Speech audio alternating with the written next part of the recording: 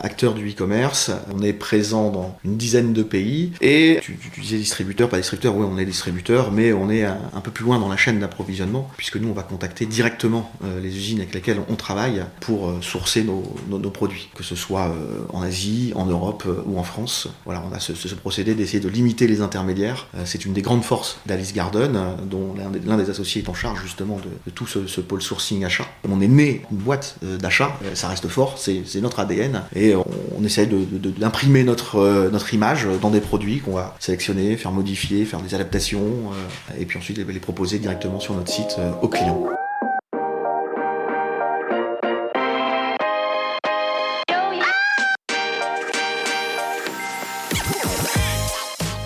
Bonjour et bienvenue parmi les Digital Doers, votre podcast source d'inspiration pour les acteurs de l'innovation. Ce programme est coproduit avec Comexposium pour l'événement incontournable qu'est le One-to-One Retail e-commerce de Monaco.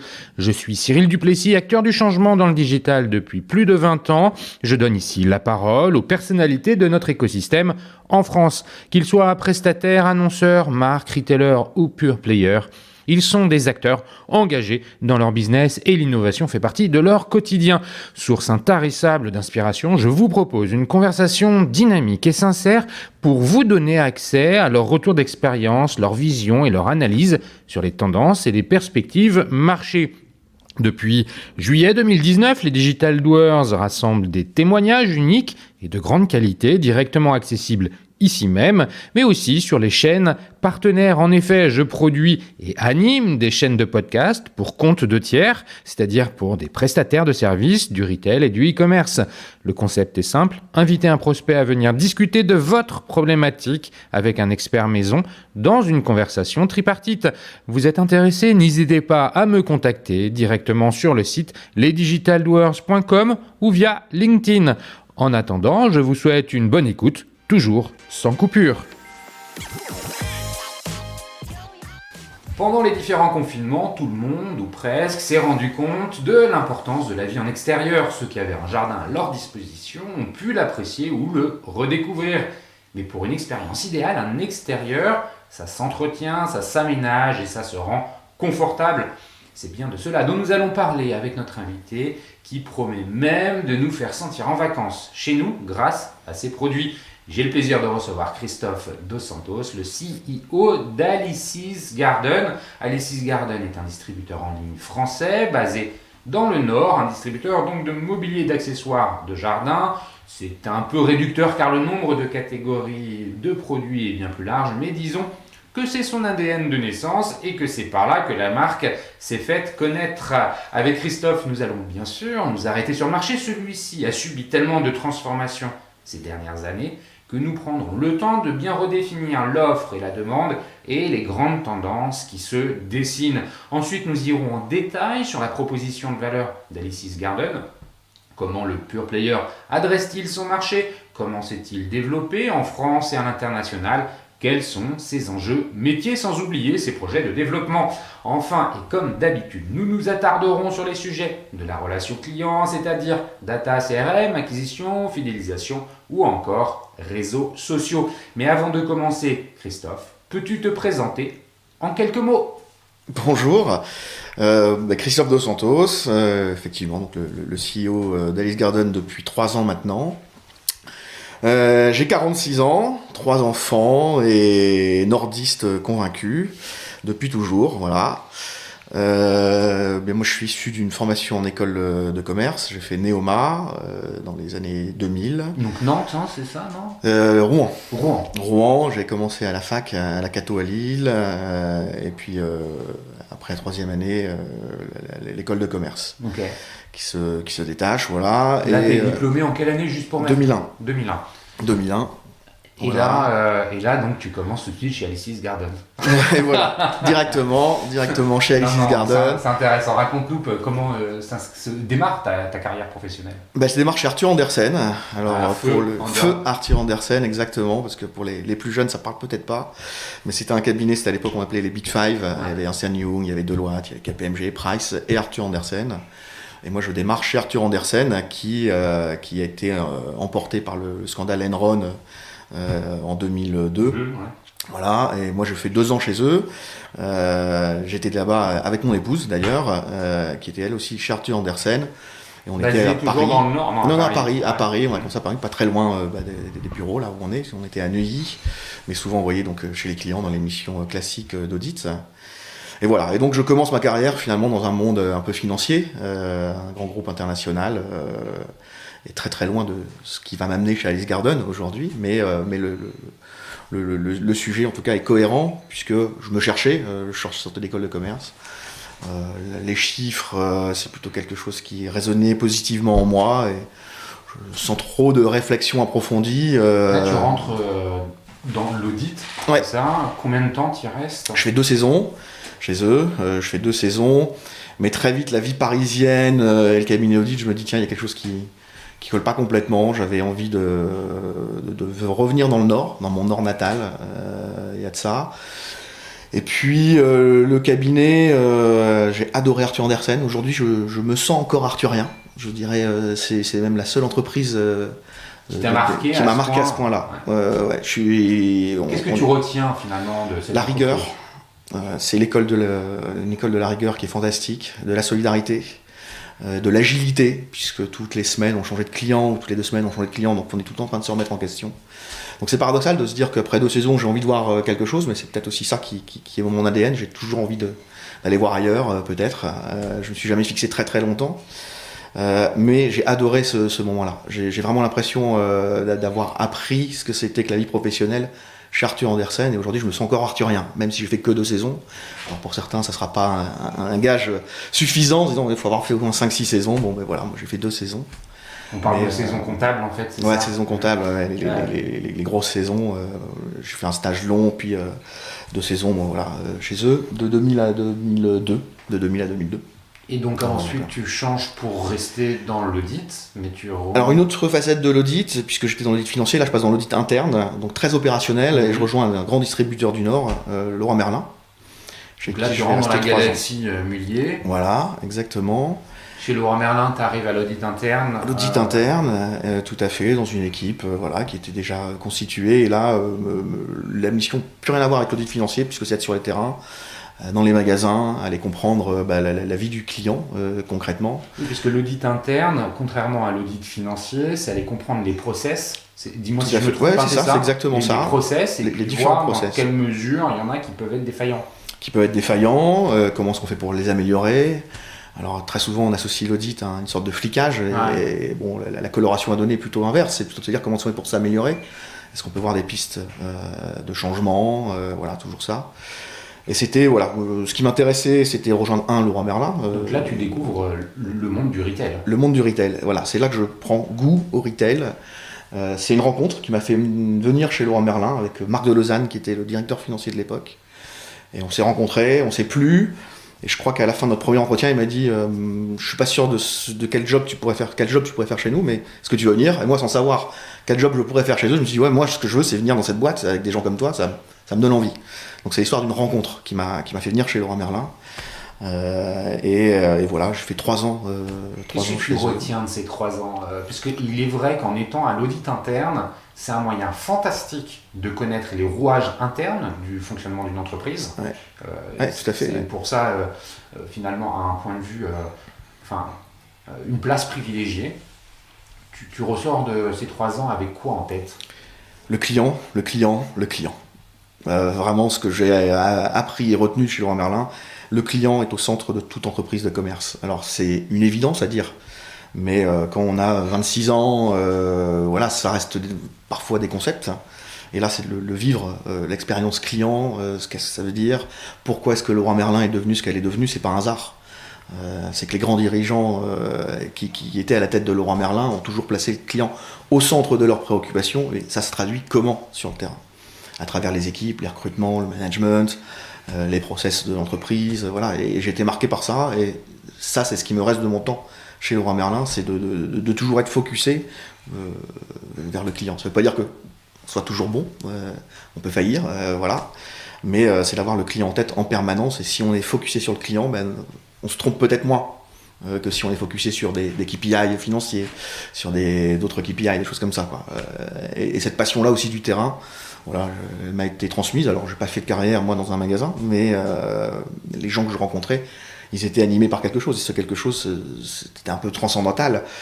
C'était vraiment la passion du produit et du client, quoi. Ok, donc ça, c'est 3 ans, on arrive à 2005, un truc comme ça. Ouais, dans ces eaux-là, ouais, c'est ça. Et qu'est-ce qui se passe ensuite? Ensuite, il se passe que j'ai les ailes, je veux jamais qu'on me les coupe, et voilà, j'ai envie de voir autre chose. J'avais une opportunité avec Leroy Merlin pour aller à Moscou. Leroy Merlin venait d'ouvrir la Russie. Là, ça me bottait d'aller partir dans un pays pionnier, un peu cow-boy, voilà. Ça me démangeait.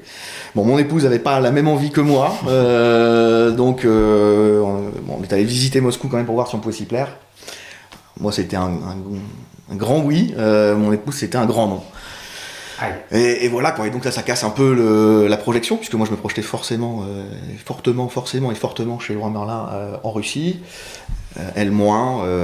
Et du coup, ça m'a provoqué, en tout cas, le désir de regarder peut-être ailleurs, parce que si c'était pas Moscou, je sais pas, j'arrivais pas à me voir ailleurs, dans Leroy Merlin, chez Leroy Merlin. Et puis là encore, une rencontre avec un Arthurien, un ancien Arthurien, qui était chez Red Cats. Alors Red Cats, ça parlait plus. Red Cats, alors c'est la holding de la Redoute, si je dis pas de bêtises. La Redoute, Cyrillus, Verbaudet, et plein d'autres marques en Europe. Voilà. On est à l'époque de PPR. PPR, ouais, c'était encore PPR avant que ça devienne Kering. Et là, je rencontre quelqu'un aussi qui recherchait une création de poste pour être à côté du président Europe de Red Cats. C'est une création de poste où j'étais seul, j'avais 29 ans et j'étais à côté du président Europe sur des sujets d'audit, sur des sujets d'acquisition, de cession d'entreprise. Et là, je me suis aussi éclaté, quoi. Encore une rencontre humaine, ça a toujours guidé mon parcours. Cette rencontre t'a permis de travailler, de prendre ce poste pour avoir des actions et un périmètre de jeu sur l'ensemble des marques de Redcast. Ouais, c'était quoi le... Il y avait... alors, c'était... Non, mais je veux dire, ta mission, c'était transverse. Très diverse. C'était de l'audit. C'était de la finance, c'était accompagner une session. Là, je me souviens avoir travaillé pendant plusieurs mois sur la session d'une grosse filiale en Angleterre. C'était 400 millions d'euros. J'étais un peu seul à l'époque, pas seul, il y avait une équipe, tout ça, mais j'ai bien bossé dessus. Donc voilà, c'était imaginer plein d'autres sujets. Ça pouvait être du bizdev, des choses comme ça. Ça a été racheté une entreprise aussi, une .com à l'époque. Par rapport à un CFO Alors j'étais aussi déployé du CEO Europe pendant quelques années. Et puis ensuite, j'ai rejoint le département M&A et Audit. Les deux étaient englobés. Et là, j'ai fait 1 an et demi, 2 ans, je sais plus, 1 an et demi, 2 ans, quelque chose comme ça, où je travaillais avec le patron du M&A, Éric Courteil, qui ensuite a repris Redoute brillamment. Voilà. Voilà. Et là, tu retiens quoi? Parce que tout à l'heure, tu nous expliques que finalement, avec Arthur Andersen, c'est la rigueur, c'est les process. Avec Leroy Merlin, c'est le client au milieu, au centre des préoccupations qui finalement drive l'ensemble des décisions ou un nombre important de décisions. Là, chez Redcast, école d'exigence. Exigence très très forte. Très très forte. Peut-être que certains peuvent voir ça comme rugueux ou rude. Moi, je pense que ça développe une forme de résilience. Il y a de la pression, plutôt saine, mais elle est là. Faut pouvoir l'encaisser, quoi. Mais quand on la cherche, parce que justement, moi, c'est un peu ce qui me motivait aussi, quoi. On n'est pas déçu, quoi. On n'est pas déçu. Il y a beaucoup d'exigences et puis la diversité des sujets, quoi. La diversité des sujets, c'était très très riche, très très varié, et c'est ça qui m'a toujours aussi animé. C'est de pas être sur un modèle qui se répétait. Moi, j'entamais un sujet, ça durait 1 mois, 2 mois, 3 mois, puis après j'en embrayais sur un autre. Donc le rythme chez toi est quelque chose d'important. Il y a un renouvellement fort. Jamais être au même bureau, dans la même mission, ça a toujours été ça. Partir à l'étranger, être confronté à d'autres cultures. Voilà, c'était... Donc ça, c'est ce qui te permet de... C'est ton moteur, c'est aussi ce que tu retiens, donc l'exigence côté Redcast. Tu finis par en partir... On est en quelle année là? 2011. 2011. Et je rejoins Auchan. Tu rejoins le groupe Auchan. Dans quel métier? Alors, quelque chose de... Ça a surpris beaucoup de mes proches, mais... J'avais fait beaucoup de choses très, je dirais, fonctionnelles, très haut de bilan si on était dans la finance, quoi, et je voulais vraiment mettre les mains dans le cambouis. Ça me manquait un peu en me disant... L'audit interne chez Leroy Merlin, t'étais oui, un peu plus proche de la réalité. J'étais un peu plus proche de la réalité, mais j'étais quand même pas un doueur. Non. Je suis digital doueur, j'étais pas un doueur chez Leroy Merlin, parce que j'étais quand même... Il y avait une part d'audit, on vient regarder comment font les process, on vient... Voilà, donc chez Auchan, je voulais faire. J'avais dit, voilà, je crois que j'avais 34 ans à l'époque, si on est en 2011, dans ces eaux-là, et je dis maintenant il est temps pour moi de faire. Je veux faire, je veux être... Qu'est-ce qu'on propose de faire? Alors, quand on a mon parcours, faire, il y a ce que l'on veut, et puis il y a aussi la réalité de l'entreprise qui va vous chercher sur certaines compétences, qui vous dit, mais moi j'ai envie de chercher pour ce que tu sais faire.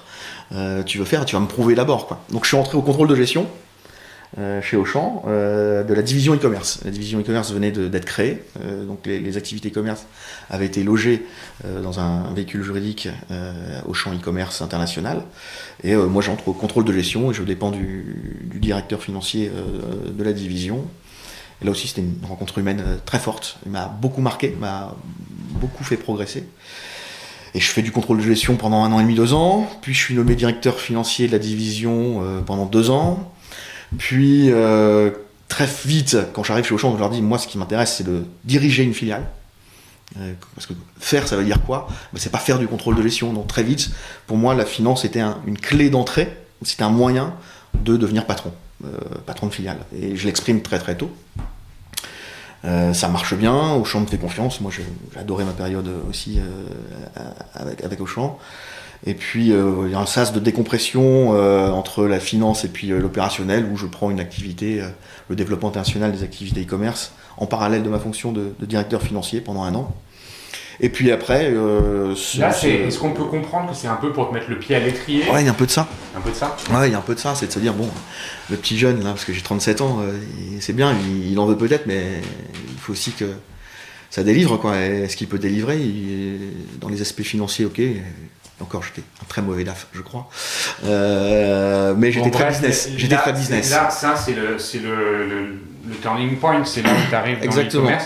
Tu poursuis comment dans le e-commerce alors? Je prends la direction d'Auchan Direct, à l'époque, qui est donc la livraison à domicile d'Auchan. Alors on livrait dans 4 villes de France, Paris, Lille, Marseille et Lyon. Voilà, dans un moment où... on se dit qu'il faut qu'on soit plus dans la rentabilité, qu'on soit plus... voilà, toujours plus, de toute manière, c'est l'histoire de chaque entreprise. Hein, comment faire mieux. Tu diriges ça combien de temps? Je dirige ça 3 ans et demi. 3 ans et demi. Qu'est-ce qui est le plus dur parce que pourquoi je te pose tout de suite la question de ce qui est le plus dur? Parce qu'on est dans la livraison de produits alimentaires, qui est peut-être une des facettes les plus... rugueuse très rugueuse de la livraison. Très rugueuse. D'abord, ce qui était dur, c'est de passer de DIRFI à DG. Patron, on n'est pas préparé, quoi. On a beau avoir un peu d'expérience, etc. Là, d'un coup, on prend des responsabilités qui sont transverses. Donc ça, il y a un vrai gap. Moi, il m'a fallu un peu de temps. Il y a la tête qui gonfle un peu, puis qui se confronte aux réalités, donc ça dégonfle très très vite. Et les réalités qui sont rugueuses, c'est être confronté à un monde logistique, être confronté à un monde du transport, être confronté à un monde du marketing digital aussi, qui est un monde assez difficile, quoi. On a tous envie de donner notre âme à Google pour avoir du chiffre d'affaires, mais on se rend vite compte que c'est corps et âme qu'on est dépendant de Google. Donc voilà, c'est plein de facettes là que je viens appréhender de façon directe. Ouais, c'est très concret, quoi. Voilà, et voilà. Et puis alors le e-commerce, c'est là où je découvre aussi, voilà, c'est un métier d'ingénieur, c'est un métier de logisticien, c'est un métier d'informaticien. C'est pas qu'un métier de commerçant. Être commerçant, c'est pas suffisant. Donc il faut développer des facettes bien plus multiples pour pouvoir essayer de répondre correctement, en tout cas, à la demande du client. C'est un monde de service, donc on est toujours en train de répondre à de la dette, on crée de la dette quand on n'est pas dans le bon niveau de service, donc il faut essayer de le combler ça, voilà, et puis des projets très challengeants. Et de se dire aussi comment est-ce qu'on fait pour améliorer la rentabilité d'un marché difficile. La livraison, tout le monde la veut, personne ne veut la payer. Et dans l'alimentaire, c'est très très très compliqué. C'est pas un marché à marge forte. Non. Donc une livraison, ça coûte combien? La préparation d'une commande et la livraison d'une commande pour un client, les clients sont pas prêts à le payer, quoi. Donc comment est-ce qu'on fait pour essayer de s'en sortir? Comment est-ce qu'on réduit les coûts? Comment est-ce qu'on a une structure d'entreprise qui soit le plus légère possible? Comment est-ce qu'on pense à l'avenir dans le développement aussi? Ce qui nous avait amené à créer un des premiers entrepôts automatisés en France dans l'alimentaire. C'est un projet énorme, ça. Voilà, 3 ans de vie passionnante. Là, on est en quelle année quand tu quittes Auchan Direct? Je quitte Auchan Direct et Auchan à peu près en même temps, en 2019. C'est là que finalement on commence à s'écrire la page avec Alice's Garden. Exactement. Comment se passe cette transition Auchan à Alice's Garden? Même s'il y a une cohérence qu'on voit tout à fait, c'est-à-dire celle de la vente à distance de produits, alimentaires ou pas, enfin c'est ça le sujet. Tu vas passer quand même d'un groupe énorme, dont le chiffre d'affaires se compte en milliards d'euros, avec une galaxie autour, hein, on l'a évoqué déjà, la galaxie Mullier, à une entreprise qui est une PME. Donc, même si on voit la logique, on comprend la logique de parcours, qu'est-ce qui te fait changer pour arriver chez Alice's Garden? À la fin programmée d'Auchan, il y a une évidence qui s'impose à moi. J'ai vu le monde un peu financier dans l'entreprise, hein, pas la finance, les marchés, hein, mais la finance d'entreprise. J'ai vu que des grands groupes, et j'ai 40 ans, donc c'est peut-être ma crise qui arrive, et je me dis là, je veux plus avoir de patron au-dessus de moi. Ça, c'est l'élément principal. C'est de se dire, je veux plus dépendre d'une organisation, je veux pouvoir être confronté à mes propres choix, ne pas me sentir imposer les choix, et me dire, quelle que soit l'entreprise qui me laisserait peut-être les mains les plus libres possibles, elles sont jamais complètement libres, et je me dis, je veux être confronté à l'entrepreneuriat. Donc c'était ça mon premier moteur. Je ne cherchais pas un autre job dans une autre grande entreprise. Je cherchais plutôt moi une entreprise à racheter, en me disant voilà, une petite entreprise. La grande entreprise m'avait montré plein de bonnes facettes, puis d'autres qui me plaisaient moins, notamment la politique ou des choses comme ça. Je suis très doueur dans un grand groupe. Ça ne veut pas dire que je suis doueur pour une petite PME peut-être, parce que c'est quand même des mondes très différents, mais je voulais vraiment être confronté à autre chose et me dire le salariat, voilà, je voulais tourner une page sur le salariat et forcément sur un grand groupe, et de me dire je vole de mes propres ailes et je réponds de moi-même et je cherche une entreprise voilà, à racheter. Je suis pas un créateur, donc ça je m'en étais rendu compte, donc je me voyais pas créer mon business, mais voilà, il y a d'autres business qui peuvent se racheter. C'était ma démarche. Et puis voilà, une rencontre se fait avec Arnaud Sanlis, qui est le fondateur d'Alice's Garden. Je crois que je peux dire un coup de foudre réciproque, quand il m'entendra, il aura le sourire. Avec lui, puis aussi avec les autres associés d'Alice's Garden, on se rencontre, on échange, et puis on se dit mais il y a quelque chose à écrire ensemble. Voilà, et donc moi je rentre chez Alice's Garden pour diriger Alice's Garden en étant actionnaire de l'entreprise. Aux côtés des actionnaires historiques, ouais, des voilà. fondateurs historiques. Hein. Ouais, voilà, exactement. Et voilà, 3 ans que je me félicite tous les jours de ces différentes rencontres avec ces actionnaires, parce qu'on écrit une page commune, basée sur des valeurs communes. Et ça, c'était extrêmement important, puisque comme moi, je me voyais peut-être solitaire au début de ma recherche, en me disant je souhaite reprendre une entreprise. Là, le fait de rentrer dans une association où il n'y a pas de fonds chez Alice's Garden, on est 5 personnes qui détiennent l'entreprise. L'intitulé personnel est extrêmement important. Donc il fallait qu'on ait des valeurs humaines qui soient extrêmement alignées. On a besoin d'avoir un socle de valeurs commun et voilà, ça cochait toutes les cases, je pense des deux côtés en tout cas, puisque ça fait 3 ans et c'est 3 ans de bonheur. On va rentrer dans le détail de tout ça, mais avant de parler du marché, est-ce que tu peux nous dire finalement comment toi tu présentes Alors, Alice's Garden déjà, parce que moi je dis Alice's parce qu'il y a apostrophe S. Ouais. Toi tu dis Alice's Garden. Est-ce qu'il y a une recommandation? Est-ce que les deux prononciations sont autorisées? Ça c'est vraiment un détail. Ce que je voudrais que tu me dises, c'est parce que quand je t'ai lu le texte de présentation que j'ai dit au moment où on a commencé à enregistrer, et ouais, on est un distributeur, mais pas vraiment. En fait, faut que. Bon, allez, dis-le, mais j'expliquerai plus en détail. Donc, on va le faire, l'explication. Qui on est tout à l'heure, on va vraiment y aller. Mais là, si tu peux juste, avant qu'on parle du marché, redéfinir finalement avec tes mots à toi, en 2-3 phrases, c'est qui Alice's Garden? Alors, quand je parle vite, c'est Alice Garden. Quand je prends mon temps, c'est Alice's Garden. Mais je le dis moins souvent. Par facilité, je suis plus sur Alice Garden. Alors Alice Garden, on est quoi? On est une boîte du e-commerce, hein, on est né dans le digital. On a 99% de chiffre d'affaires est fait en ligne. Je dis 99% parce qu'on a quand même une activité, on a un showroom en bas de notre siège social dans lequel on expose nos produits, qu'on vend aussi aux clients. Pour certains produits, ils peuvent repartir avec, pour d'autres, ils se font livrer. On a une activité aussi de meubles de second choix.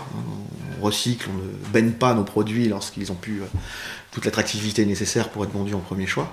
Donc on a ça, mais c'est une petite activité. Mais sinon, voilà, acteur du e-commerce, on est présent dans une dizaine de pays. Et alors, tu disais distributeur, pas distributeur, oui, on est distributeur, mais on est un peu plus loin dans la chaîne d'approvisionnement, puisque nous, on va contacter directement les usines avec lesquelles on travaille pour sourcer nos produits, que ce soit en Asie, en Europe ou en France. Voilà, on a ce procédé d'essayer de limiter les intermédiaires. C'est une des grandes forces d'Alice Garden, dont l'un des associés est en charge justement de tout ce pôle sourcing achat.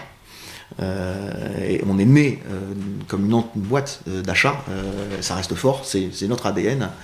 Et on essaye d'imprimer notre image dans des produits qu'on va sélectionner, faire modifier, faire des adaptations, et puis ensuite les proposer directement sur notre site aux clients. C'est très clair, alors merci pour cette précision, ça a permis de garder ça en tête avant d'attaquer finalement le sujet, parce que quand on parle d'Alice's Garden, de votre proposition de valeur, pour bien comprendre dans quoi elle s'inscrit, on va reparler du marché. Il n'y a pas besoin d'être un grand professionnel ni grand clerc pour savoir que les confinements ont dû venir probablement sont arrivés comme une bille dans un jeu de quilles, chacun étant confiné au printemps. Je le disais en introduction, les extérieurs ont commencé à être regardés avec des yeux nouveaux, un regard neuf. Quand on est un acteur qui vend des produits d'extérieur, forcément ça nous chamboule. Donc le marché, selon toi Christophe, comment il a changé? Dans quelle mesure il a vraiment changé? Est-ce que ça a été une accélération de tendance qui était déjà présente? Et comment tu vois cette rencontre entre l'offre et la demande? Parce que c'est évidemment souvent la demande qui tire l'offre, mais parfois il y a des innovations qui viennent contribuer à faire changer la demande. Donc bref, commence par là où tu peux. Vaste question, donc par où commencer. C'est une tendance qui est là quand même depuis quelques années. Elle est pas née avec le confinement. Le confinement n'a fait que renforcer effectivement ce désir d'une pièce supplémentaire, la pièce extérieure.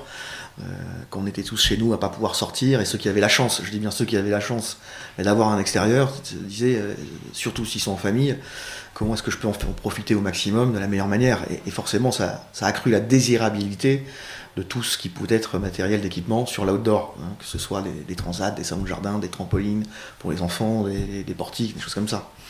Mais il y avait déjà une tendance qui est là, hein. On est plusieurs acteurs sur ce marché-là. Nous, Alice Garden, on a été créé il y a 13 ans et on a cessé de croître pour aujourd'hui atteindre un chiffre d'affaires de 80 millions d'euros. Les 80 millions ne sont pas faits avec le confinement. Maintenant, ça a renforcé. Et il y a deux choses qui ont été renforcées dans le confinement. C'est bien sûr la désirabilité de l'extérieur, mais c'est aussi le e-commerce. Le e-commerce, c'est pas évident lorsqu'on vend des meubles qui sont importants, puisque nous on vend du meublant d'une taille assez conséquente. Il y a toujours une petite réticence. Le meublant, alors, moi je suis parisien, mes auditeurs le savent, j'habite donc un appartement comme l'immense majorité des Parisiens. Le mobilier de jardin, on le définit comment là parce que tout de suite on va penser au transat, à la table et aux chaises de jardin. En réfléchissant un peu, on va dire il y a le barbecue. C'est définis-le mieux que moi. C'est quoi en fait le mobilier de jardin? C'est le marché sur lequel tu te positionnes. On l'appelle comme ça, c'est ça. Tout ce qui va agrémenter l'extérieur pour rendre plus paisible, plus joyeux, plus amusant, plus sympathique. Concrètement, donc c'est passer des bons moments, passer des bons moments entre amis, en famille. Et comment est-ce qu'on fait à l'extérieur? Donc ça va être ces meublants, des salons, des tables, des transats, des barbecues, des parasols. Effectivement, c'est ça. Des pergolas. Des pergolas. Alors les pergolas, ça c'est le produit phare en ce moment, effectivement, exactement. Mais c'est trouver du plaisir, en fait, c'est ça. On va jusqu'aux activités sportives un peu. On parle des trampolines, des balançoires, des bacs à sable pour les enfants. On va jusque là. On va jusque là. On fait même nous des stand-up paddle. Voilà, c'est de l'activité outdoor. Donc voilà, on essaye d'embrasser au maximum aussi mais pas besoins. Des outils d'entretien, des tondeuses aussi, on va jusque là, c'est vrai. Et d'ailleurs, nous on a lancé notre marque Voltaire sur tout ce qui est outillage. Et le marché, attends, pour revenir sur le marché, on reviendra sur Alice Garden en détail après. Donc le marché, quand on parle de l'extérieur, c'est quoi? Il y a aussi les jardineries, il y a aussi les pépiniéristes, l'agrémentation par les plantes, voilà. Ça, c'est ce que vous vendez quand même? Non, nous on va pas jusque là. On va pas jusqu'au vivant. Non, on va pas jusqu'au vivant. C'est très difficile. Ça. Comment tu perçois toi l'évolution de la demande? Est-ce qu'il y a une maturité qui s'est accélérée chez les consommateurs? Est-ce qu'il y a eu des volontés d'investissement supplémentaires parce qu'ils ont réalisé à quel point l'extérieur était peu valorisé? Enfin, je sais pas, là, je préempte tes réponses. Oui, non, mais le confinement a fait prendre conscience d'une chose. Comment est-ce qu'on profite mieux de chez soi qu'on a la chance d'avoir un extérieur? Je pense que là, c'est pas Alice Garden, mais tout le marché a vu l'explosion des ventes de trampolines, par exemple. Ça, c'était une demande particulière. L'explosion des barbecues, l'explosion des spas aussi. On vend beaucoup de spas. Voilà. Ça, ce sont des marchés, c'est le marché du plaisir aussi. C'était peut-être passer de la notion de je réponds à un besoin, je dois avoir une table de jardin parce que je vais manger dehors, à comment je fais pour avoir une belle table de jardin, passer un bon moment. La notion de plaisir est passée on est monté un peu en gamme, le marché a un peu monté en gamme. Ouais, sur des produits, la notion de plaisir est beaucoup plus importante. Le spa, ça fait quelques années, c'est pas le confinement qui a amené le spa, mais c'est bien la recherche de plaisir, il y a un peu d'hédonisme là-dedans chez le consommateur qui se dit, bon ben voilà, comment est-ce que je fais la société change, la société n'est pas forcément plus douce, comment est-ce que donc je fais pour rendre mon intérieur ou mon extérieur, lui, plus doux, et comment est-ce que je l'agrémente? Les produits doivent être sympas, doivent être beaux, dans l'air du temps, ça ne doit pas être juste fonctionnel. On prend une table, 4 pieds, puis voilà, on a une table. Non, on propose des gammes, j'ai bien le marché, pas Alice Garden, mais le marché va proposer des gammes très très larges, parce que voilà, on cherche ce plaisir-là, parce qu'il y a une notion le goût s'affirme de plus en plus dans l'ameublement. C'est intéressant ce que tu dis, justement, parce que ça permet de passer à la demande. Donc à l'offre, la demande, le consommateur veut se faire de plus en plus plaisir. Est-ce que ça induit que derrière, les fournisseurs ont dû revoir un peu leur catalogue et s'adapter à cette demande, ou alors les produits étaient déjà là et c'est ces nouveaux produits qui ont tiré bénéfice? Bien sûr, les fournisseurs s'adaptent. Mais on n'est pas passé de l'âge préhistorique du design à quelque chose de très pointu. Ça a toujours existé, c'était peut-être un peu moins mass market, on va dire. C'était peut-être un peu moins mass market.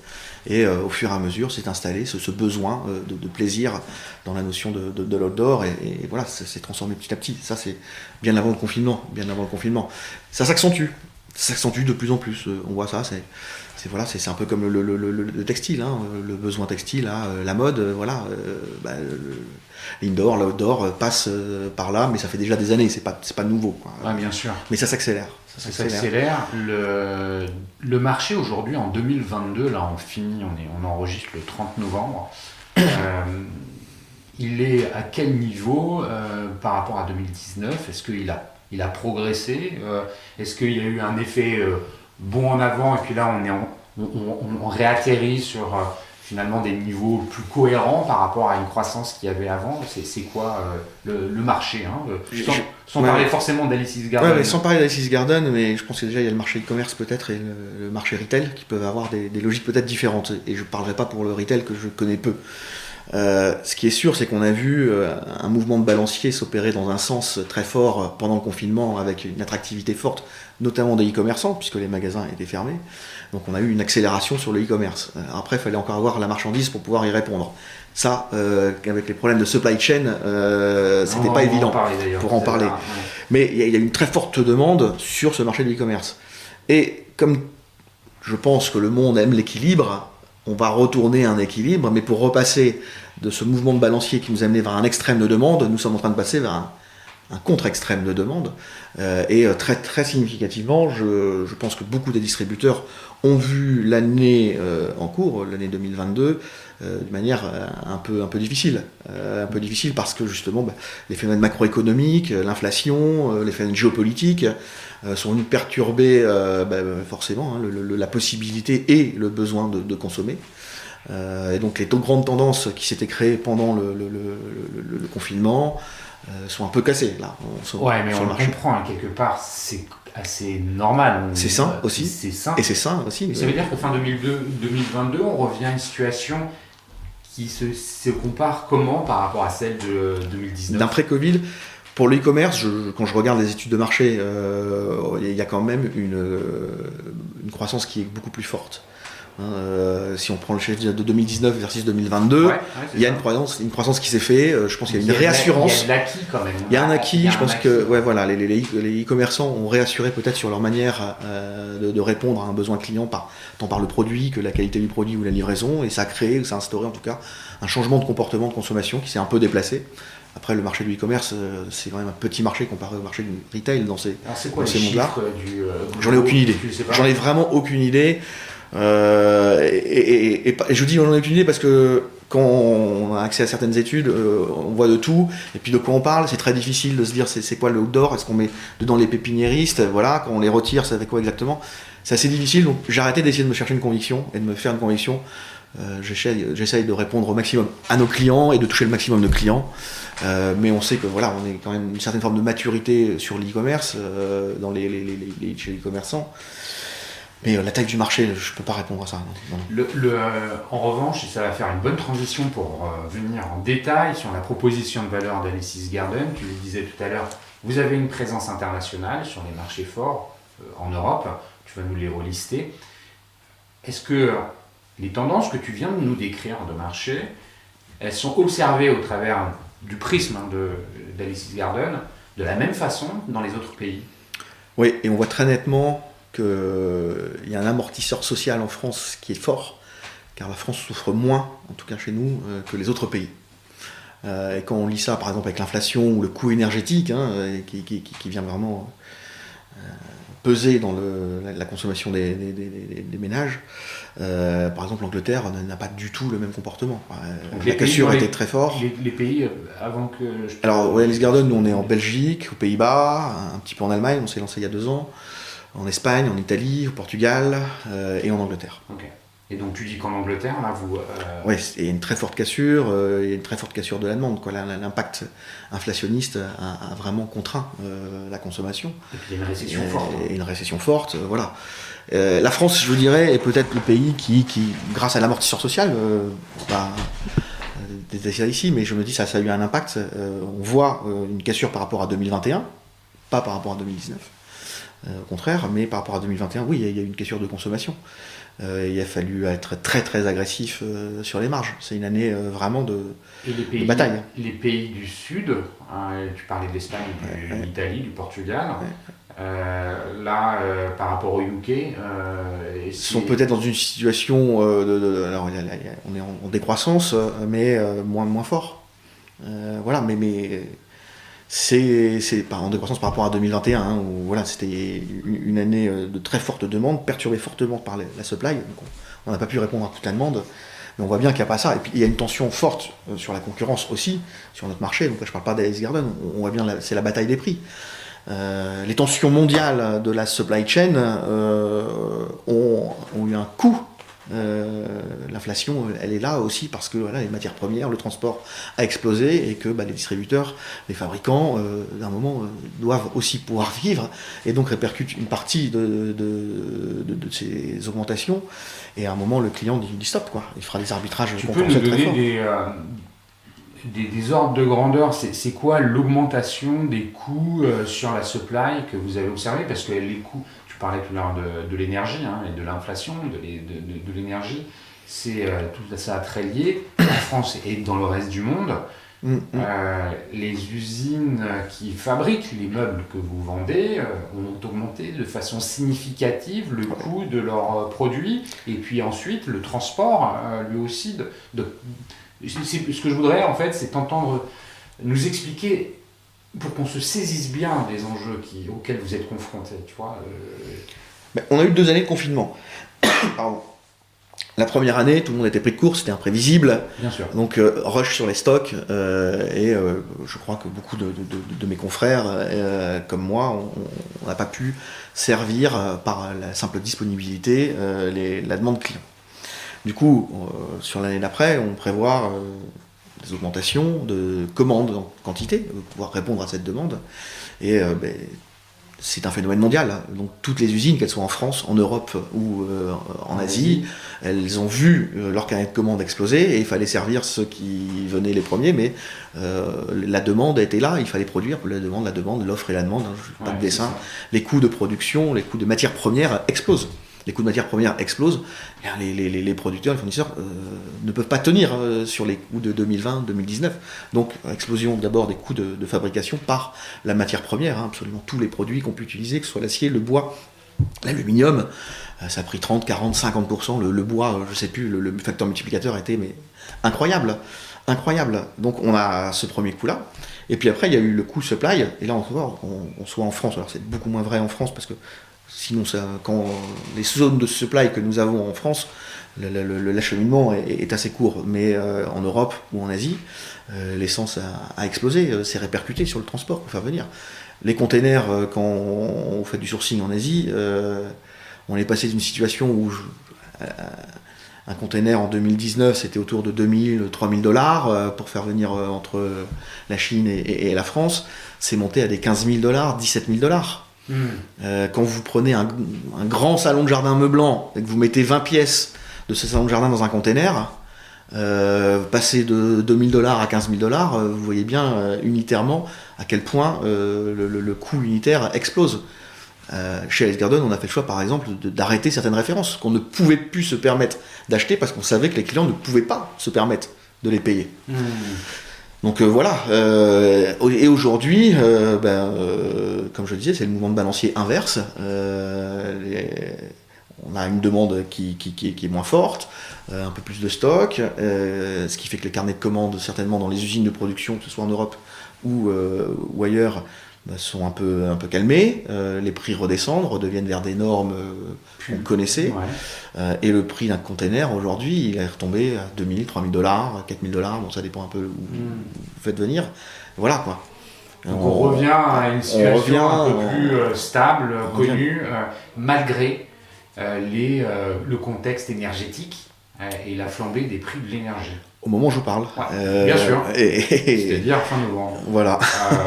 Voilà. Non mais on est d'accord qu'il y a une dimension conjoncturelle qui est très forte. Exactement. On ne peut pas considérer qu'une situation à un moment T est acquis pour... Et c'est toute la chaîne qui est impactée, entre le fabricant, le producteur de matières premières, le fabricant, la supply, le distributeur et le consommateur. Le consommateur est impacté aussi. Bien sûr.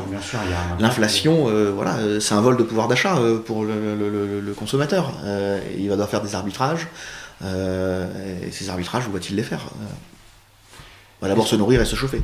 Est-ce qu'on peut, merci pour ces éléments, revenir un peu en quelques mots sur l'histoire d'Alice's Garden? Tu disais que la marque, l'entreprise, a 13 ans. Elle s'est développée comment? Tu as commencé à parler des cofondateurs. Est-ce que tu peux nous pitcher rapidement l'histoire entre ses débuts et aujourd'hui, comment elle s'est développée? C'était un premier pas dans le outdoor, tenté donc par Arnaud Sandlis à l'époque et William Stahl. Ils avaient acheté un container, ils s'étaient dit tiens, on va le vendre en je sais pas combien de temps, peut-être 3 mois, 5 mois, et je crois qu'en une semaine ils ont vendu le container. Ils étaient surpris, donc ils ont vite racheté un deuxième container, ça s'est fait petit à petit, et toujours dans une démarche très... Ils le vendaient comment? Ils avaient leur site internet ou... Non, pas encore. C'était par eBay. C'était sur eBay que se faisaient les premières ventes, quoi, avant de créer un site qui est arrivé quelques années plus tard. Ils utilisaient les marketplaces et c'est resté dans l'ADN d'Alice Garden. Donc c'est une boîte qui est née dans la frugalité, mais elle l'est toujours. On essaie vraiment d'être frugal parce que notre promesse, c'est aussi de se dire voilà, on essaie de vendre des produits qui sont dans l'air du temps, mais on est très mass market.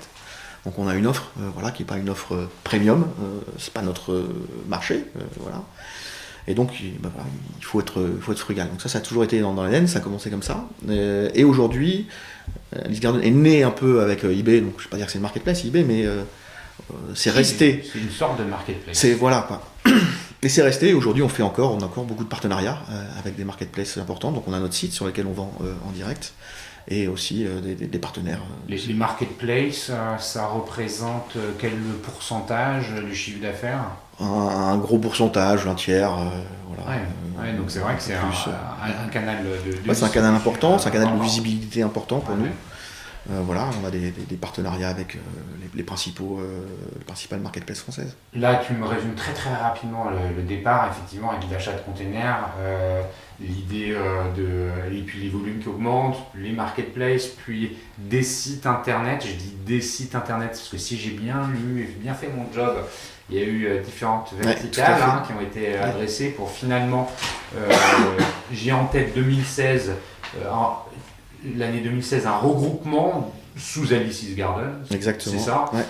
Et puis finalement une plateforme unique de distribution sur ce site internet-là avec différentes catégories parce qu'aujourd'hui vous ne faites pas...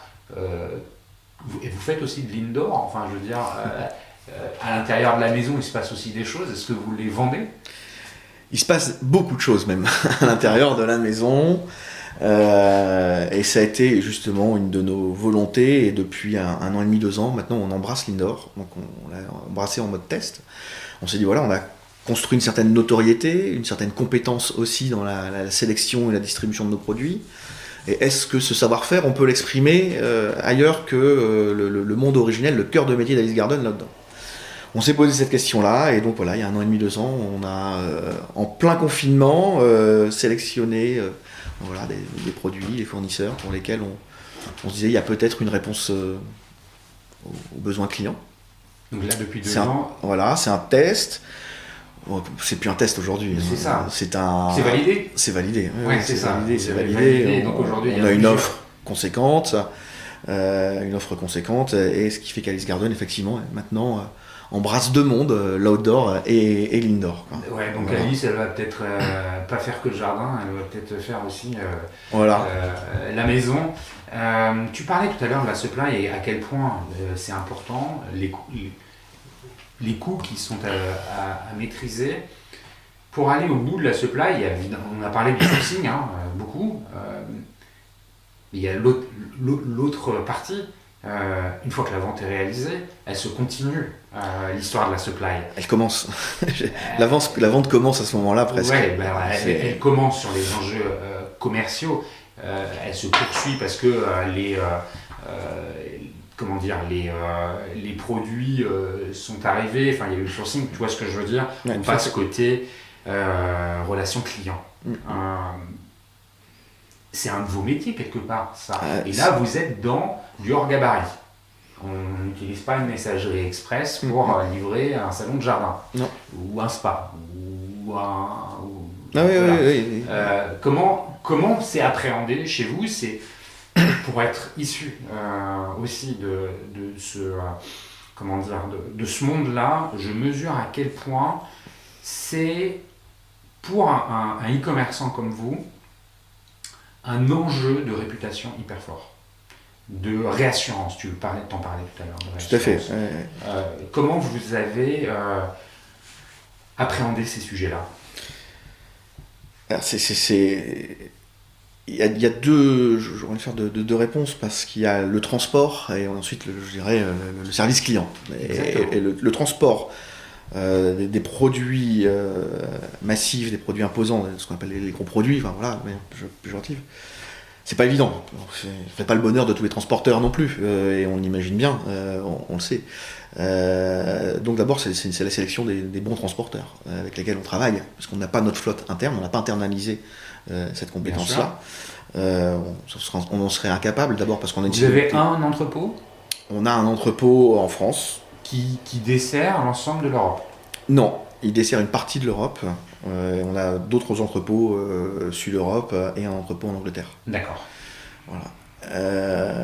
Et donc le transport, c'est clé chez nous. Donc c'est d'abord la sélection de partenaires qui sont fiables. Et ça, c'est extrêmement important.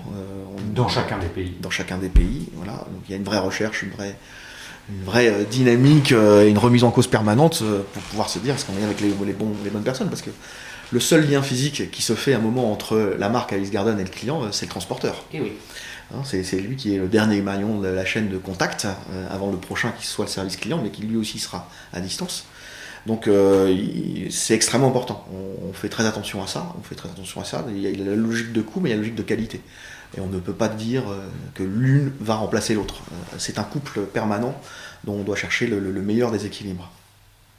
Donc on a un regard fort là-dessus. Puis ensuite, il y a le service client. Et là, pour le coup, le service client, on aurait pu faire des choix d'externalisation et on a absolument fait le contraire. 100% nous, de notre service client est internalisé. Et il est internalisé dans le pays dans lequel il preste, dans la langue dans laquelle il preste. D'accord, donc les Espagnols qui appellent auront un espagnol en Espagne qui leur répondra. Voilà, ça sera ça. Le Français qui appelle aura un Français qui est en France. Voilà. On a décidé d'internaliser ça parce qu'on se dit que c'est primordial d'avoir la meilleure qualité possible, d'avoir la plus grande célérité, d'avoir une qualité des réponses. Malgré ça, ça ne veut pas dire qu'on est toujours bon. On est lucide et on est toujours en constante recherche d'amélioration, tant dans nos process que dans la manière dont on doit répondre. Parce qu'il y a un aspect, et là tu viens de rassembler la livraison et le service client, c'est important de le faire.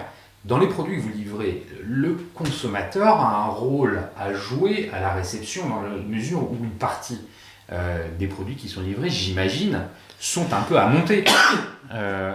Donc il doit faire les choses. Il doit, oui. Non mais voilà, c'est pas propre à Alice's Garden, c'est l'ensemble du marché qui fonctionne comme ça. S'assurer que sa livraison est intègre, déjà. Voilà. Ça peut arriver, mais ça c'est la première chose. Et puis ensuite, il fait son montage lorsqu'il y a les produits montés. Mais on ne fait pas que des meubles en kit. Nous, on a aussi des meubles complets. Voilà, d'autres concurrents ont fait des choix différents. Nous, on fait les deux. Voilà.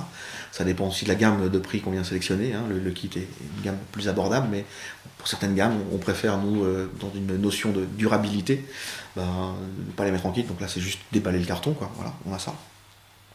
Et là, il va être aussi un feedback pour nous. Les consommateurs choisissent nos produits, les plébiscitent, ou au contraire. Et ce qui fait que les produits peuvent disparaître de la gamme, c'est si on a trop d'appels de nos consommateurs qui se disent non mais ça va pas. Ok, à un moment, c'est le consommateur qui va choisir. On va éliminer ce produit de la gamme. C'est intéressant ce que tu dis. Donc les équipes produits sont très proches des consommateurs. On fait parler ensemble les équipes du service client qui portent la voix du client vers les équipes qualité. D'accord. Ils travaillent ensemble, et soit pour améliorer des produits, si on se dit là il y a une piste d'amélioration à faire, parce qu'on a identifié un problème, soit pour se dire on sort ce produit de la gamme, parce qu'il ne répond pas à notre standard de qualité, et il est exprimé par qui ce standard de qualité ? Les consommateurs. Alors, ça peut arriver. Bien sûr, il y a le produit, ça il faut sourcer les bons produits, retirer ceux qui ne donnent pas satisfaction. Il y a l'exécution aussi des process, qui est un autre élément de satisfaction ou d'insatisfaction. La qualité se charge aussi de cette exécution. Alors l'exécution, ça veut dire quoi ? C'est la livraison, c'est la préparation de commandes, c'est la qualité du service client, c'est l'ensemble de ces choses-là. La qualité, c'est sur laquelle, quand je parle de qualité chez nous, c'est qualité produit, vraiment. Et après, les équipes responsables du transport ou de la logistique sont elles-mêmes responsables de leur qualité transport ou de leur qualité préparation de commandes ou quoi que ce soit. Donc là, on a forcément, comme toutes les entreprises, des métriques de satisfaction.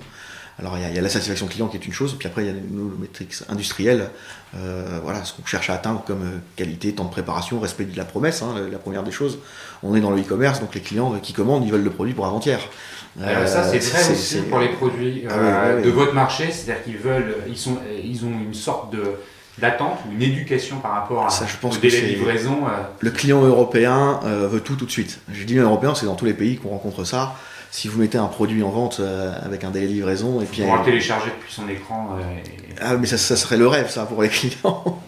Pour nous aussi peut-être ça serait le top, mais bon, c'est pas encore possible. Mais oui, le délai de livraison est extrêmement important. Bon, et les vôtres, et vous arrivez à les tenir parce que quand on est sur pourquoi je précise là? Parce que sur la messagerie, hein, les livraisons express, c'est-à-dire ce qui est dans le gabarit en dessous de 30 kg, si je ne dis pas de bêtises, il y a une multitude, c'est beaucoup plus facile, il y a une multitude d'acteurs, les délais sont à peu près respectés. Dans le hors gabarit, je ne sais pas pourquoi, c'est vrai, a priori, mais pourtant c'est plus compliqué de respecter les délais. Non. Je me trompe? Ouais, vraiment, on a une promesse, en tout cas un respect de la promesse client qui est équivalent à... Parce qu'on fait aussi de la messagerie, hein, on a bien sûr, parce qu'il y a un certain nombre de produits. Voilà, et on peut pas... on a des délais qui sont plus longs, certes, mais le respect de la promesse, et bien là. Tu parlais tout à l'heure, et pour faire le lien avec ça, je vais évoquer les retours. Tout à l'heure, tu parlais de la seconde vie. Attends, je sais pas. La seconde vie, ouais. La seconde vie des produits, hein, c'est ça. Ouais, bien sûr. Est-ce que donc ça veut dire qu'il y a des retours, hein, la reverse logistique, c'est quand même un sujet hyper important, surtout sur du hors gabarit. Ouais. Comment on fait le pick-up à domicile? Est-ce qu'on le fait à domicile? Donc ce sujet-là, je suis désolé d'être un peu trivial, mais tu vois, c'est quand même des vrais sujets qui animent la relation avec vos clients, et on en parlera après justement de cette relation client. Et puis cette seconde vie, comment vous l'animez? Alors déjà, pour ne pas subir la seconde vie, je pense qu'il faut être bon dans la première vie. Pour être bon dans la première vie, c'est-à-dire qu'il ne faut pas mentir. Faut être faire. Voilà. Faire, ça veut dire quoi? C'est faire sur le prix et sur le descriptif du produit. Essayer de donner dans notre fiche produit le maximum de détails techniques et aussi le maximum de détails inspirationnels, hein, ce qu'on ne peut pas mesurer techniquement, au client pour qu'il puisse se projeter. Si déjà, quand le client reçoit un produit et qu'esthétiquement ça lui correspond à ce qu'il avait en tête, parce qu'il l'a vu sur notre site des images trafiquées sur Photoshop pour rendre un produit plus beau qu'il ne l'est, on est sûr de générer du retour.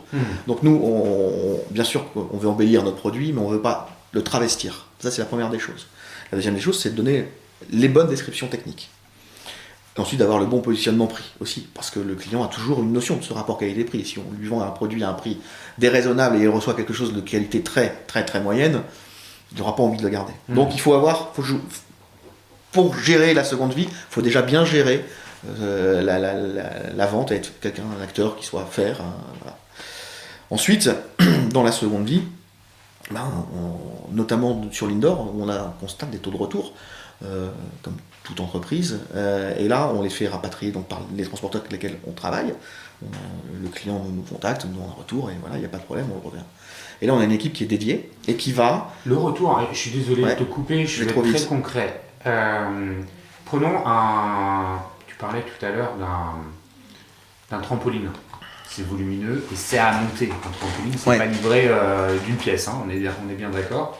Ça veut dire que le client, lui, redémonte le produit, le remet dans le carton et le transporteur le récupère. Comment ça se passe? S'il en est là, oui. mais s'il l'a monté et qu'il y a quelque chose de très déceptif ou quoi que ce soit, qu'il dit je veux un retour, et je veux me faire rembourser parce que voilà, c'est ça, il va devoir redémonter le produit, effectivement. Okay. On va pas avoir un transporteur qui va prendre son produit là. La chaîne logistique ne pourrait pas se couvrir. Donc il vient rechercher cependant le produit à domicile, il repart et vous le rapporte dans votre entrepôt. Ouais. Les retours qui arrivent, et comme tout e-commerçant, vous en avez plus ou moins, comment sont-ils traités? Tu parlais de la seconde vie, il n'y en a aucun qui repart chez le fournisseur, a priori, c'est vous qui... Non, on fait deux choses. Donc alors, s'ils sont cassés, abîmés, comment? Alors, on a une équipe dédiée à temps plein qui va constater 100% des retours qui sont effectués. Elle va les constater, soit le produit est complètement intègre dans son emballage, il n'y a pas de débat, Ouais, on le revend, voilà. ok. Celui-là il repart dans le circuit classique. Soit le produit est vraiment mais dans un état, il a été cassé, tout ça, donc là il y a forcément un litige quelque part. Et voilà, mais on va le béner s'il est complètement bousillé. Soit le produit est tout à fait acceptable, mais ne peut plus être vendu comme étant du premier choix. Alors dans ce cas-là, on va le mettre en vente dans notre magasin second choix, les deals d'Alice. Et là, on a sur les communautés lilloises, puisque c'est au siège social d'Alice Garden, qui va être contacté. On leur propose, on a une page Facebook. Donc en local, c'est revendu en local. Tout à fait, en local. C'est pour ça que tu disais c'est pas 99, c'est pas 100%, mais 99% de nos ventes qui sont effectuées en ligne. Parce que on a il y a aussi ça tout à l'heure. ce canal de distribution là qui donne un coup de peps à des produits qui ont eu un petit coup, quoi, voilà. Et on dégrafe le prix et tout le monde trouve son compte, quoi. Et nous on baigne pas, voilà, des produits qu'on pourrait pas vendre, mais qui sont tout à fait utilisables, encore d'un aspect visuel tout à fait propre. Et voilà. Ok. Justement, tu parles de clients, de cette page Facebook. Arrivons sur le sujet de la relation client. Je le disais en introduction. On va finir sur un retour au consommateur. Comment vous gérez cette donnée, cette relation client, l'animation de votre prise de parole. Comment vous faites avec les réseaux sociaux, comment vous faites pour gérer la donnée? Est-ce que vous avez un outil CRM? Enfin, voilà, il y a forcément quelque chose qui est fait. Forcément. Forcément, ça se développe, on se professionnalise. Alors, on reste quand même une petite boîte. Alors, vous êtes combien? Une grosse petite boîte. On est sur le siège à Vambrochy, donc dans le nord, on est 70 personnes. On a une équipe de 20-25 personnes à Barcelone. Et lors de la forte saison outdoor, on monte un peu plus. On a besoin justement d'équipes en renfort au service client pour pouvoir répondre. Oui, parce qu'on ne l'a pas précisé, il y a une saisonnalité qui est quand même un peu marquée. Extrêmement forte. Avec l'arrivée du printemps jusqu'à exactement. l'été, quoi, Ouais, c'est ça. De début mars jusqu'au 15 juillet, on a une grosse explosion des ventes. Et l'indoor, on n'a pas fait ça pour ça, et c'est une des conséquences de l'indoor plutôt. L'indoor va venir un peu lisser cette saisonnalité, puisqu'on n'a pas du tout la même. On ne souffre pas en tout cas des mêmes pics. Parce qu'avoir des pics, c'est aussi une forte contrainte pour nous. Des contraintes de stockage, des contraintes de cash. Des contraintes. Parce qu'il y a du BFR derrière. Ah, bah bien sûr. Ouais. Et en ce moment, c'est une vraie contrainte. Ouais. donc voilà, quoi, ça va venir lisser ça. On reste quand même une boîte à taille très humaine et on n'est pas armé d'une équipe d'une centaine de data scientists qui vont venir nous analyser, voilà. Donc on a des équipes qui traitent le sujet, bien sûr, on a différentes équipes, on a une équipe data, voilà, on a harmonisé depuis quelques années l'ensemble de nos données, on a été les chercher pour pouvoir les traiter, pour pouvoir lire le comportement du consommateur, essayer de le comprendre et mieux y répondre. On a une équipe du marketing digital et on a bien sûr le service client et tout ça qui travaille ensemble pour pouvoir s'adresser aux clients.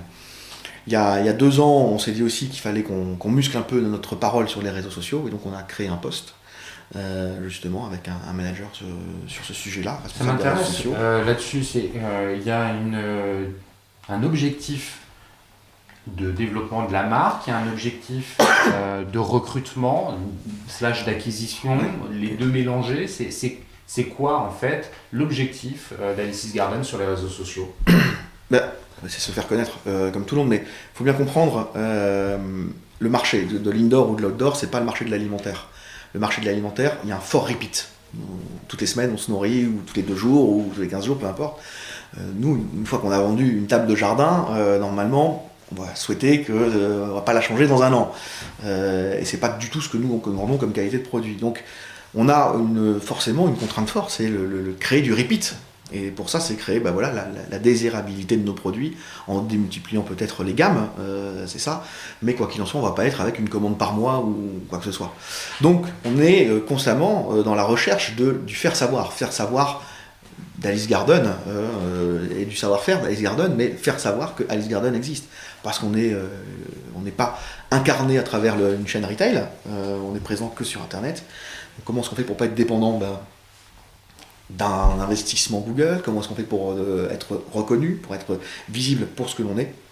Donc pour ça, on a bien sûr des outils CRM, on a une équipe qui travaille le CRM, on travaille le SEA, on travaille le SEO, et on essaye d'être pointu le plus possible avec notre base client pour la dynamiser, la faire vivre, sans l'étouffer non plus. On va pas faire une communication par jour, ça c'est pas ce qu'on fait. Ça va être cibler certains messages, ça va être donner des conseils, ça va être créer vraiment du contenu. Lorsqu'on sait qu'il y a un avis de tempête sur une région par exemple, on a appris ça, c'est que très souvent on a vu à la suite des avis de tempête que les clients qui avaient les trampolines nous appelaient parce que le trampoline s'était envolé. Nous on va être capable, si on a l'information, de contacter nos clients pour leur dire voilà, on a un avis de tempête chez vous, on vous conseille d'attacher votre trampoline. Donc là vous arrivez à identifier parmi votre base ceux qui ont acheté des trampolines pour leur dire vous êtes dans une région où il y a un avis de tempête, attachez votre trampoline ou sécurisez-le comme vous le pouvez en tous les cas. On crée du relationnel avec notre client et on fait ça. Donc on en est là, mais on est toujours à la recherche de plus, parce qu'il y a quand même l'époque veut qu'on ne retienne pas une marque forcément. Donc on est toujours en train d'essayer de se battre nous pour exister. Voilà, et les réseaux sociaux font partie de la stratégie. Tout à fait. Est-ce qu'il y a donc la construction d'une stratégie de contenu sur les réseaux sociaux? Est-ce que vous avez aussi une stratégie d'acquisition, c'est-à-dire du paid sur les réseaux sociaux, ce qu'on appelle le SMA, ou vous y êtes déjà dessus? Pas encore? Peu, on va dire peu. On a une vraie stratégie de contenu sur les réseaux sociaux, sur Instagram, on a une belle communauté, alors on cherche toujours à faire grandir, qualitativement, j'entends, acquérir un abonné pour un abonné, mais dans lequel on n'entretient pas une relation, ça a peu de sens, donc il faut une relation qualitative. Ça c'est une vraie stratégie qui a été développée maintenant depuis 2 ans de manière un peu plus forte, et on va continuer dans ce sens-là. Dans tous les pays ou principalement sur la France, parce que justement c'est là où on a le plus de ressources. Bien sûr. Ça ne veut pas dire qu'on n'est pas présent, mais on est moins présent. Et après, c'est aussi les tailles des pays qui doivent nous permettre de faire ces investissements-là, et c'est aussi des investissements humains pour pouvoir se les permettre. Comme je parlais de frugalité tout à l'heure, on fait les choses, mais on essaye de les faire le plus intelligemment possible pour respecter une structure de coût qui nous permet de répercuter le bon prix au client. Si on devient fat, à un moment, le client devra le payer. Est-ce qu'il acceptera? La réponse est non. Donc, mais c'est bien, ça nous permet d'être sain et de ne pas avoir la tête que dans les étoiles, les pieds sur terre et la tête dans les étoiles. On n'est pas encore sur le recrutement d'influenceurs. Non, mais on travaille avec des influenceurs. Enfin, recrutement, si, c'est ça. Mais alors, les influenceurs, je dirais à notre niveau. On va pas aller chercher les stars nationales. Non, mais je crois qu'en fait, il ne faut pas se dire que quand on dit influenceur, on pense à des stars de... Je crois que la micro-influence est véritablement un sujet qui est regardé de plus en plus près par les marques et les retailers parce que c'est assez efficace. Et nous, c'est ce que l'on fait, cette micro-influence, et on a tout le temps des partenariats avec des influenceurs, on crée des choses avec eux, du contenu, pour exister et faire savoir. Écoute, principalement sur Instagram. Sur Instagram. Merci 1000 fois pour la qualité de cette conversation. Est-ce que tu crois qu'on a oublié de mentionner quelque chose d'important qui te tenait à cœur?